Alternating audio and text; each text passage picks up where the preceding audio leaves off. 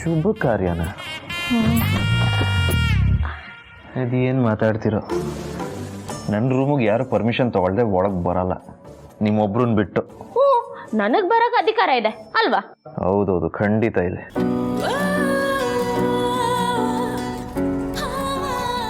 ಇದ್ಯಾಕೆ ಇನ್ನೂ ಲೋಟ ಇಟ್ಕೊಂಡು ನಿಂತ್ಕೊಂಡೆ ಮಾತಾಡ್ತಾ ಇದ್ದೀರಾ?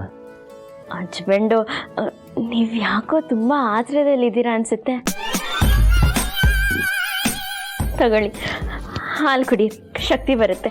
ಹಾಲ? ಏಕೆ? ಅಯ್ಯೋ ಥು, ಅದೆಲ್ಲ ಬಾಯ್ ಬಿಟ್ಟು ಹೇಳ್ಬೇಕಾ? ಅರ್ಥ ಆಗಲ್ವಾ?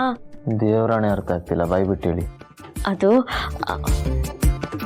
ಇವತ್ತು ನಮ್ಮಿಬ್ರದ್ದು ಮೊದಲನೇ ರಾತ್ರಿ ಅಲ್ವಾ? ಏನ? ಫಸ್ಟ್ ನೈಟಾ?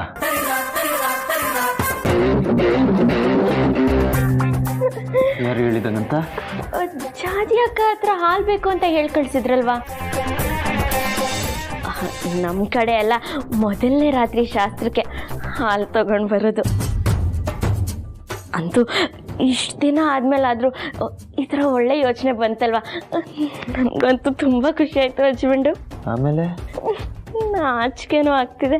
ಆಮೇಲೆ ಹೋಗಿ ಹಸ್ಬೆಂಡು. ರೀ,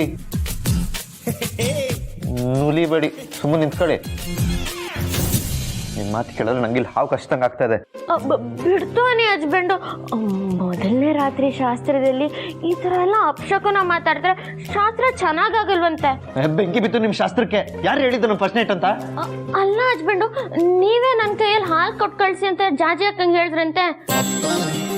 ಕರ್ಮ, ಜಾಜಿ ಅವ್ರಿಗೆ ಹೇಳಿದ್ದು ನಾಳೆ ಬೆಳಗ್ಗೆ ಹಾಲು ಕೊಟ್ಟು ಕಳಿಸಿ ಅಂತ, ಇವಾಗಲ್ಲ.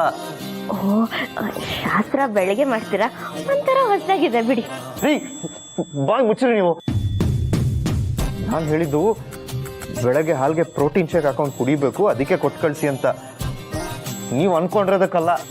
ಮತ್ತೆ ಯಾಕೆ ಜಾಜಿ ಅಕ್ಕ ಈಗಲೇ ತಗೊಂಡು ಹೋಗಿ ಅಂತ ಹೇಳಿದ್ರು? ನಿಮ್ಮ ಜೊತೆ ಸೇರಿ ಅವ್ರಿಗೂ ತಲೆ ಕೆಟ್ಟಿರ್ಬೇಕು. ಹೋಗಿ ಅವ್ರನ್ನೇ ಕೇಳಿ. ಅಂದ್ರೆ ಈಗ ಶಾಸ್ತ್ರ ಆಗಲ್ವಾ? ಶಾಸ್ತ್ರ ಅಂತ ನಂಗೆ ಇರಿಟೇಟ್ ಮಾಡಬೇಡಿ, ನಿಮ್ಮ ಕೈ ಮುಗಿತೀನಿ. ಆಯ್ತು ಬಿಡಿ. ತಂದಿರೋ ಹಾಲನ್ನ ಏನು ಮಾಡೋದು? ಕುಡೀರಿ. ಒಂದು ಕೆಲಸ ಮಾಡೋಣ, ನೀವರ್ಧ ನಾನು ಅರ್ಧ. ಮೊದಲು ನಾನಾ? ನೀವೇ ಕುಡೀರಿ. ಬೇಡ, ಮೊದಲು ಗಂಡ ಆಮೇಲೆ ಹೆಂಡತಿ.